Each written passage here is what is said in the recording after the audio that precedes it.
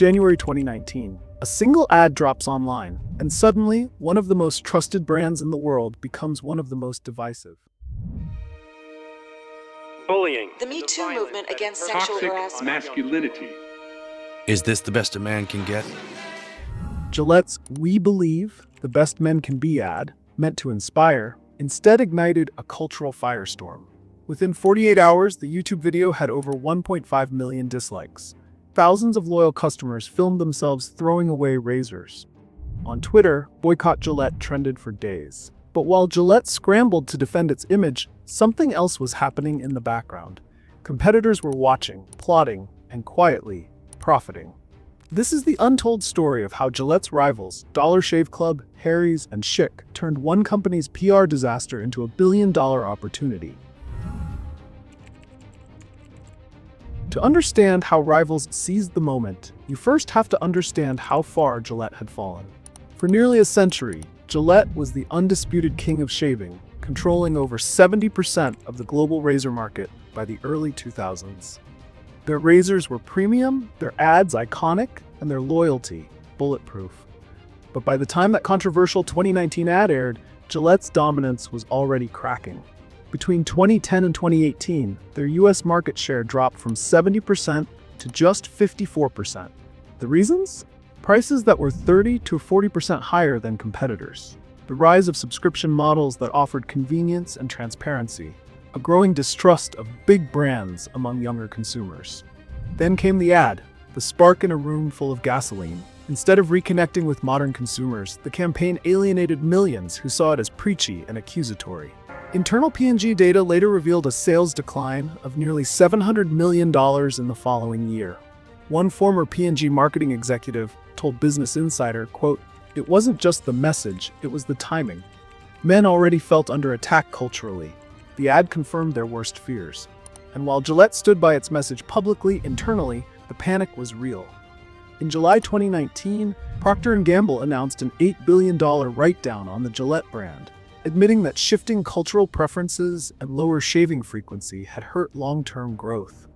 But what no one expected was how fast Gillette's competitors would capitalize on the moment. In marketing, there's a saying, never waste a good crisis, especially if it's not yours. As Gillette's reputation wobbled, Dollar Shave Club and Harry's saw an opening wider than ever before. Both brands, founded barely a decade earlier, had already been chipping away at Gillette's dominance, but now they had the story, the audience, and the momentum on their side. The public wasn't just buying razors anymore, they were buying identity. And in that fragile space between outrage and loyalty, new kings were crowned. While Gillette's PR team was firefighting headlines, Dollar Shave Club was quietly executing one of the most brilliant real-time pivots in modern marketing. The company's founder, Michael Dubin, already understood something Gillette didn't. People weren't just tired of expensive razors, they were tired of being talked down to. So when the Gillette backlash hit, Dollar Shave Club didn't run a single anti-Gillette campaign. Instead, it listened to the angry tweets, the Reddit threads, the YouTube comments, and leaned harder into what their audience already believed. Quote, "We're not here to preach. We're here to make shaving simple again." That subtle tone shift, combined with their laid-back brand voice, turned them into the people's brand. Between January and April 2019, search interest for Dollar Shave Club jumped by 38%, according to Google Trends. Subscription signups reportedly spiked by over 20% that quarter alone. Meanwhile, Harry's, a younger and more design-driven rival, doubled down on inclusivity, but without the controversy. They ran campaigns that showed everyday men and women using their razors, focusing on affordability, confidence, and comfort rather than moral commentary. In mid-2019, Harry's released a simple ad titled "Shave or Don't." It wasn't a jab at Gillette, but to many, it felt like one. It said, "We're not going to tell you how to be, just be yourself." That message resonated massively. By the end of 2019, Harry's had captured 9% of the US razor market, while Dollar Shave Club held nearly 17%, according to Edge by Essential Data. Together, they carved out a quarter of the entire men's shaving market, a slice that had once belonged almost entirely to Gillette. Even Schick, Gillette's longtime rival, used the chaos to reposition itself. In late 2019, it launched its Be You, Do You campaign, a subtle but pointed message against performative marketing. Schick's parent company, Edgewell, reported a 4% year-over-year increase in shaving revenue after years of stagnation. But the real turning point came when Elon Musk entered the chat. In April 2022, Musk publicly mocked Netflix for being unwatchable due to woke mind virus. The tweet went viral, instantly pulling brands like Gillette back into the crosshairs of public debate. Screenshots of the Gillette ad resurfaced, with commenters drawing parallels between the woke ad era and corporate decline. Whether you agree with Musk or not, his statement reignited a powerful narrative that companies trying to moralize culture often end up alienating their core customers. And that narrative helped reinforce what brands like Harry's and Dollar Shave Club were already proving, that authenticity, not activism, builds loyalty in uncertain times. Gillette, once the authority on masculinity, had become a cultural cautionary tale. And for competitors, it was open season. By 2020, Gillette wasn't just losing customers, it was losing cultural relevance. The backlash from its 2019 The Best Men Can Be campaign had faded from headlines, but not from consumer memory. Sales figures told a story no PR statement could erase. According to Procter & Gamble's 2019 annual report, Gillette's revenue dropped by over $8 billion in write-downs. It was one of the largest single-year hits in the brand's century-long history.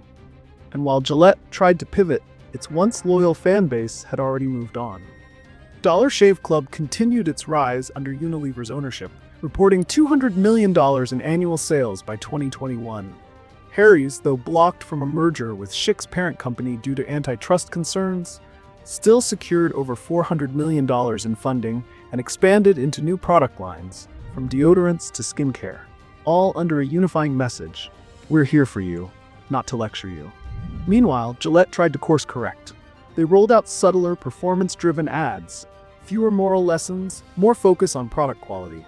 In 2020, the brand launched its The Best a Man Can Get for Every Man campaign, a soft reboot intended to reconnect with everyday consumers. But by then, the tone felt hesitant. Even YouGov's brand index reflected the shift. In early 2019, right after the controversial ad, Gillette's Buzz score, a measure of positive consumer sentiment, dropped by more than 5 points in just 2 weeks. By 2021, it had recovered slightly, but never reached its pre-2019 highs. And yet, Gillette's story wasn't all doom and gloom. In 2022, the brand introduced sustainability-focused initiatives: recyclable razors, refillable systems, and eco-friendly packaging, quietly earning back respect from younger audiences who valued authenticity over activism. Still, the scars remained. The 2019 campaign became a marketing case study taught in business schools, not as an example of progressiveness gone wrong, but as a warning about brand overreach. In the pursuit of being the best men can be, Gillette reminded every brand in the world of the simplest rule in marketing: people don't buy what you stand for, they buy how you make them feel. The backlash faded, the memes died, the headlines moved on, but for millions of consumers, the trust, once cut, never fully grew back.